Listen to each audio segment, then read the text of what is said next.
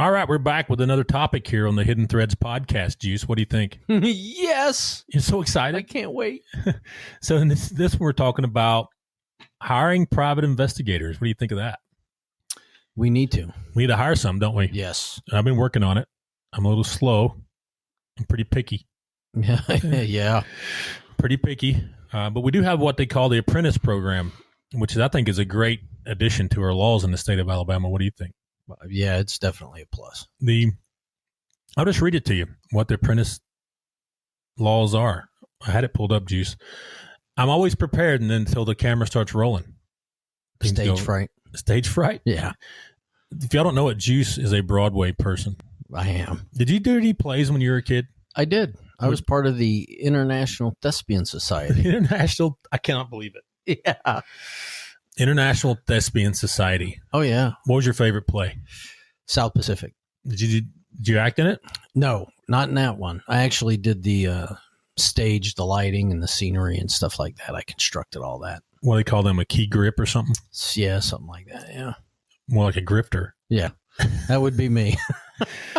But, yeah, Juice knows Broadway. He knows his show tunes and all that stuff. It's terrible, isn't it? We drove back from Birmingham. We were riding, and I put show tunes on. You're in heaven. Yeah, because I knew them. He had a smile on his face and everything else. I picture Juice, he's a motorcycle guy, got the tattoos, more of like a Metallica guy. No, I can listen to Metallica. But no, it was show tunes was your choice. Yes. It was a choice. Okay. One day we'll go to this winter at Christmas time. I'll take you to a Broadway musical or not a Broadway, but a Huntsville musical for Dude, Christmas I'm present. down for any of that stuff.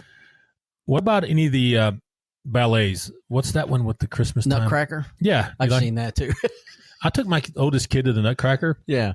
I only knew the two or three famous scenes. Right. That thing goes on for like 4 hours. Dude, it's long. Like I was like ready to lay down in the bed, and she was like, okay, she saw the highlights, and she's ready to go. She wanted to go get some, she wanted to go get some ice cream because that thing went on forever, man. Oh yeah. It's very lengthy. So they went on for 2 hours, and then they said, okay, we got intermission. I was thinking, this thing will be over soon. No, it had another 2 hours. Yeah. So I was like, this thing's forever. Very impressive though. Very well written production, all those things. But okay, back to the new laws concerning apprenticeships. We really digressed there, Juice. Yeah, we did. Went from apprentice investigators to We're just showing that we're cultured. Cultured? Yes. Okay. Private investigator apprentice, an individual who is engaged in private investigation under the supervision of a licensed private investigator and who is licensed in accordance with this article. So we do hire those, and we've got one now. You guys saw Victoria on the podcast a few episodes back. Mm-hmm. She's an apprentice. She does apprentice type things. Now, as an apprentice, you can go out and do investigations. It's not against the law. Now, you got to pass the exam and all those things. And here we go with some more stuff. An applicant for a private investigator apprentice shall meet the following criteria to obtain a license: be at least 18 years old, be a high school graduate, or have a GED. You know what I call a GED? Good enough diploma. Yeah. GED, or have completed other equivalent education and have earned a GED certification, or have completed other equivalent education determined suitable by the board. You got to have a GED or a high school diploma. All right. There's no way around it. Okay. You are issued a private investigator apprentice license shall successfully pass an examination required by the board, which shall be taken during the time period designated by the rule of the board, no sooner than 45 days after initial licensure. So here's how it goes, though. So we go get you fill out the application, which is pretty detailed. It takes people some time. You got to put some references on there and some things. We go get your photo, your fingerprints, and we mail it in. And the board, we got to mail some payments in as well. And the board, when they get that, they say, hey, you can take the test. I say, hey, if you want to, before you can work for me and start making money, I can't just pay you to sit around and make coffee and stuff. Before I can put you out on cases and start training you on live people, you got to have that license and pass the exam first. Right. So I put them under pressure. I say, you got 2 weeks. There's nothing wrong with that. And after that, if you can't discipline yourself enough to study, it's only 50 questions. You got to read this law I'm reading from here and a book, and you'll pass that test if you've got a normal brain. Right. Is that, am I able to say that? Do you have a normal brain, Juice? No, I have one of the most abnormal brains there is. So you passed the exam. So I did. There's hope for everybody. There is. You've passed several exams. I have. You went through the not FLETC. What's the one for law enforcement? Which one? The academy? Post academies? Yep. Did Peace South officer standards and Carolina, training. Florida, Alabama. went through NASA's. Is there reciprocity between those states? No. They want They that all money. got to get that money. Because that's a long course, right? Yes. A couple months. 4 months. I know the county has one here where you go down on the weekends Yeah. for like a year. Yeah. That seems long to me. Yeah. A year of going. It's Saturday and Sunday, right? Yeah. Is it every weekend?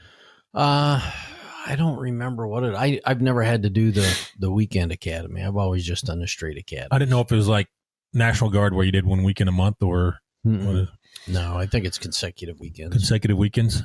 Okay. It says supervision of a private investigator apprentice may be in person, by telephone, or by other form of electronic communication and oversight. So if you're out on site, you have questions, I can coach you over the phone. We can do FaceTime, whatever you call it. All right. A sponsor may not act as a sponsor for more than 5 private investigator apprentices at a time. So if I got 5 under me and we want to hire one more, Jus would have to be the sponsor for that one. Yep. So, or Jus or one of our other guys would have to be the sponsor. Here's the issue. You go out and screw one up, get in a fight, act like a maniac out in public. Guess who's responsible for you? I am responsible Yes. for your behavior. We get to pay the fines. Yes. The fines come to us. The biggest issue we've seen with private investigators is they just don't know how to act in public. Right. Have you seen that before? Yeah. But I mean, the way we do it, it's kind of like an FTO program. Mm-hmm. So we just don't say, here you go, have fun. Yeah, we do ride-alongs to start with, and then if we're comfortable with you being away from us, then we go do it. Right. All right. A private investigator apprentice shall have 3 years to complete his or her internship. An internship shall consist of the following: the successful completion of a minimum number of hours of experience in the field and classroom training, not exceeding 300 hours. As established by the board rule, classroom instruction shall be provided by a certified trainer. I know one of those. Oh, I'm a certified trainer, and shall include instruction in administrative functions, including report writing and research. So you're going to spend a lot of time learning how to write reports properly. right. You're going to submit them. Me or Jus is going to come back saying, hey, fix it. Right? Don't be offended if you're working for us and that happens. Yeah. We're just trying to make you a better investigator, right? Report writing and reporting in general is a huge part of this. It is. Because you may go out and do the greatest, bust somebody in the greatest crime of the century. But if your report's garbage, it's not going to. It won't fly. It won't fly. You got to use that police word, articulate. Mm-hmm. And they have to do the same thing we have to do as licensed investigators. Mhm. Complete a minimum of 8 hours per year continuing education credit as administered by the Private Investigators Association or other certified provider of continuing education approved by the board. The coursework shall include instruction and investigations and a minimum of 2 hours of ethics training annually and may include business operations training. All right. So how hard is it to do them 8 hours? I don't know. Not hard. We just did them the other day, didn't we? Yeah. So, all right. To qualify for a license as a private investigator, after you've gone through your apprentice program, the investigator apprentice licensees have submit proof of successful completion of internship pursuant to this section and shall pay the applicable license fee to the board. License fee. Flea? Flea, he was a guitarist for the Red Hot Chili Peppers. Yes. Remember him? But this is actually license fee. Okay. What do you think about the apprentice program, Jus? I think it's a good thing. I know some people that have the apprentice program, but they really don't spend a lot of time with the apprentices. Not here in Florida. They don't spend a lot of time with the apprentices. They kind of like throw them to the wolves. Right. And you just can't do that. You got to have some type of FTO program in place. Yeah, we do ride-alongs, classroom training. We do the whole thing, and it's documented in Crosstrack. Crosstracks is great. It helps us document all that. So Yeah, I like that software. at the end of your 300 hours, we just hit print, and and there it is. There's all your reports, how many hours you spent on stuff, and we submit that to the board, and they take a look and approve or disapprove. Usually they approve. I don't think anybody in Alabama has gone all the way through the program yet because it's only been this year that it started in January. It'd be impossible, right? Yeah. We may get some in the next year that get the requisite hours, but it's usually about 2 years that you'll be in. That's typical for any profession, right? Plumbers, electricians. I did a 4-year apprenticeship For machining, tool and die. Mm-hmm. And then they call you a master machinist after that? No, you're a journeyman. So it's similar to your plumbers and all that stuff. Yeah. Now, how many hours you have to be a master machinist or whatever they call it? That's additional. I think it's 960 hours. So it's a while. But there's classes and training and certain things you still have to do. But as a journeyman, you can go out on your own and market yourself as a machinist, right? Absolutely. Without a trainer with you. Well, there's people that take a course in CNC operations that call themselves a machinist, and they're not. They can be dangerous depending on what you're working on, right? Yeah. Boats and bridges and guns, all kind of weird bridges with people driving over them and all those things. But it's weird. But the apprenticeship program, when we do it, you get up in that mic. You're above board, or you're not going to pass. Right. I've had apprentices come to me and work for 2 weeks, and I said, "Hey, you're not going to do it. It's not going to happen." No, if you show potential and we can work with you, that's one thing. But if you show no potential, or you can't be useful, or you show no maturity or professionalism, no, you're not sticking around. Yeah. We're going to take a break. We're going to come back and talk about the qualities we're looking for as individuals here. Hey, everybody, Macky here. I just want to get into what we actually do here at Macky Outlaw Private Investigators. So we conduct domestic investigations, which includes your adultery and custody cases. You may have a cheating spouse that you're wanting to find out, or you may have shared custody and you're wanting to find out what the other parents are doing, maybe prove that they're not good parents for a custody modification. Also, what we do is criminal defense investigations. That's where people get in trouble and they need help proving their innocence. It could be either pre-conviction or post-conviction. So if you know people in those situations, just give us a ring. Also, we work missing person cases. That's where we track down people that are missing. It can be children, teenagers, all the way to senior adults. So if you have a case like that, how we work those cases is we use surveillance. We locate and find witnesses and interview them. Also conduct digital forensics where we extract deleted data and locate those digital artifacts to help your case. If you need those types of investigations done, you can always click the link and contact us. You can call us directly at 866-910-7499. That's 866-910-7499. Or visit us on the web at mackyoutlaw.com. Thank y'all. All right, we're back. The second part, talking about apprentices, hiring investigators in general. Okay. So we just had a young man come to us, and he went out on his own and got his PI license. He's not his apprentice, but his straight-up license because of his background. Came to me, had his own computer, own laptop, on what is a computer, right? Own cameras, right? Own everything. And said, "Hey, I'm ready to work." What do you think of those kind of people? I think it's awesome. Shows initiative. Yeah, I think it does too. And we're going to put him to work starting tomorrow. Now, I get other people come to me and say, "Hey, I want you to pay for everything, licensing. I need a car allowance. I need this. I need that." What do you think of those people? I don't care for that. You made me go pay for my own license. You didn't pay for mine. You had your license before you came here. Yeah, because I went out and got it because you said you need a license. And then you weren't going to work for me. Yeah. And then I had to change my mind. All right. Then you changed it, made you an offer you couldn't refuse. Yeah. I said, "Hey, Jus, you're coming to work for me." He goes, Pretty "Okay, much. Okay. But it is easier on the body though, right? Than working in a factory. Yes. But Jus had his license before he came to me. I don't care to pay a little bit for apprentices, especially if you're a young kid just starting out in the world. I'll pay a little bit to starting it out. But you got to pass the test, man. Yeah, I have an issue with it. Do you? Yeah, because if you're serious, jump on board, go get your stuff done, show the initiative. Mm-hmm. Don't expect Macky Outlaw to pay for all your stuff. Right. Show some initiative. Be mature about it. Take responsibility. I've looked at it this way too. So if you go to get a job where a college degree is required, are they paying for your college degree? They can. I'm just saying if the degree is required to get hired, like you got to have a 4-year degree before they will even talk to you. There are some places that'll, as you're working for them, they'll put you through school. I'm saying, here's what I'm saying though. So you go on Indeed.com, right, and you see a position on there that says college degree required to apply. Are they going to pay for your degree? No, they're not. Okay, that's kind of the same thing. I shouldn't have to, but I do for certain people. Right. Now we got one coming tomorrow, and she's already got the application filled out and ready to go. So, yeah. She's showing some initiative there too. Yeah. And I'm going to give her a few weeks to pass the test. I don't give you a lot of time. I've had them come. I actually paid for the licensing and everything. I said, hey, you got 30 days to pass this test.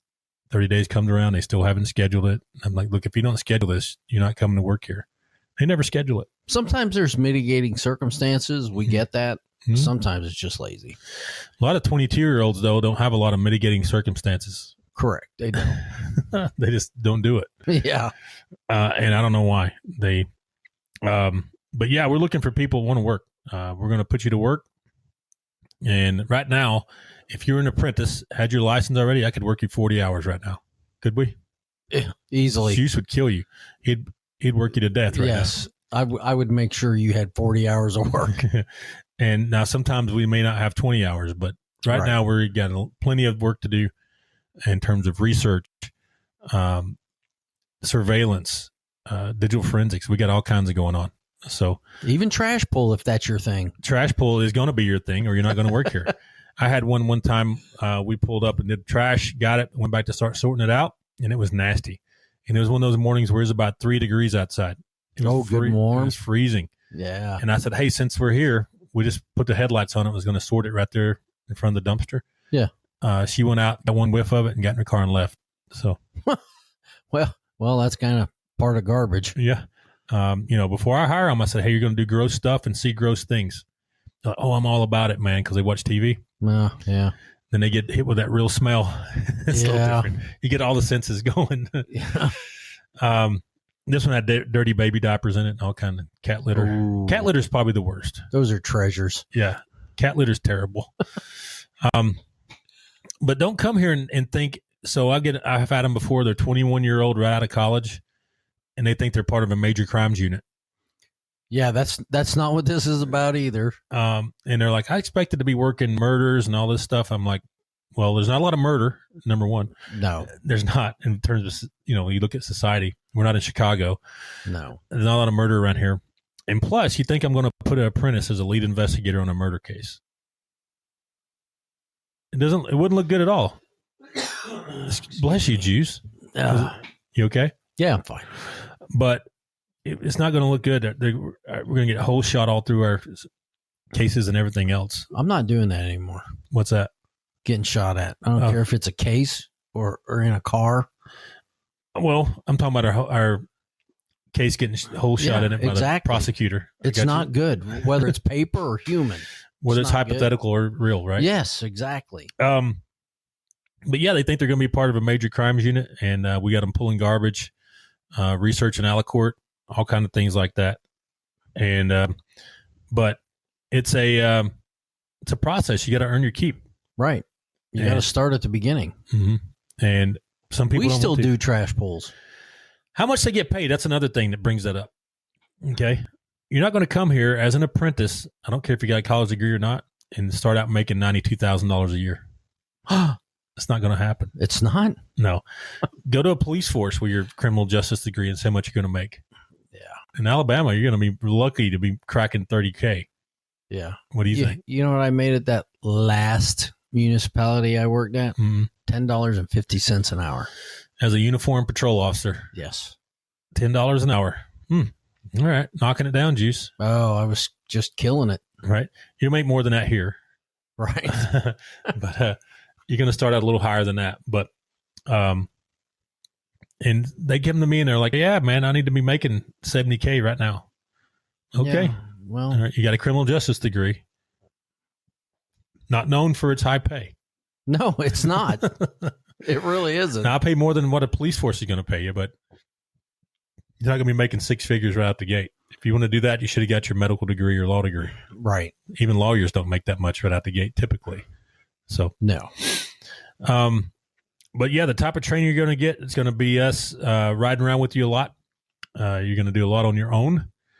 I'm going to assign you training that you're going to watch videos on. You're going to do a variety of things. And the biggest thing is we want to see a willingness to learn and listen. Absolutely. If we tell you to dress a certain way and we don't give you a reason why, just dress that way. All right. Yeah. We may not have time or the energy to go into why. Yeah. We'll explain it later if you really need it. A lot of the generation wants to know, well, why? Well, because you're the boss and you said to do it, and that's the end of that. There's a good enough reason why I don't want you wearing a 3-piece suit to a bar downtown in Coleman. Yeah. Because people don't dress that way there. Absolutely not. They wear hoodies and T-shirts or whatever the temperature is outside is how they're dressing. They don't dress up at all. We don't see a lot of dressing up around here unless you're going to court. Right. So, including Huntsville, which is kind of a upper-class metropolitan place, people don't dress fancy there, No, they dress fancy that night I went to the art gallery, though. Well, yeah. Was you? I was not. Was you in your T-shirt? Harley T-shirt, pair of jeans, boots. Nobody said anything to you, though. Nope. I got a couple of weird looks, but, Well, they thought you were a donor. Probably. Now, if it had been a Broadway show, you'd have been all about it, right? Oh, man, I would have been dressed up. To the nines. Yeah. All right. So any other thoughts on Apprentice Program and what we do with them? Yeah, don't take it for as an advantage as far as people and who you work for. Mm-hmm. It's a learning experience. You're not going to start out right out of the gate working murder cases. Mm-hmm. Take advantage of the situation as far as the education and training and grow from it. Mm-hmm. You may assist us on a murder case, but you're not going to be the main person I put out there. Now, correct. Jus, if I get a murder case, Jus, you got it.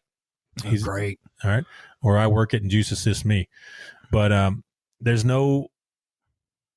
not going to be the lead. You're not going to be managing people probably right out the gate. It's not going to happen. So. But even it's weird because a lot of places you get that boss or manager. It says, oh, I work with you and all that. They really don't. Right. Here, you work with us. Right. It's not like, hey, I'm the boss, you delegate, and then you're hands off. You're right there with us. Cold weather, the rain, you're out there with us. So this is a little different than working other places. Right. I do delegate some tasks, so I'm not working. So I go from 100 hours a week down to 60 sometimes. But I do, if I'm not willing to do it, I'm not going to ask other people to do it. Right. And I'm not afraid of the rain and being uncomfortable. So if you are, too bad. Yeah, suck it up. Because we're going to be out in the cold weather, going through the garbage. Doing garbage pulls as an apprentice. That's it. Riveting. Yeah. At 4 a.m. Yes, that'll be awesome. In the rain. Yeah. And the best is the summer with the steaming hot baby doppers. Yeah. So those are nice. Very aromatic. Aromatic. Makes your car smell good. It does. It's got that new car smell. We have people that don't have trucks and they put this stuff in their trunks. That's their problem. I'm like, ooh, go get a pickup, right? Yeah. So, what kind of man doesn't have a pickup anyways? I've got one, but because of my stature, it's a small pickup. It is small. Yes. Mine could eat your pickup. Probably. All right. So we're going to get out of here and we'll be back soon with some more topics. Email us your topics you want to hear. Yeah, absolutely. Yeah. And we'll be in touch soon.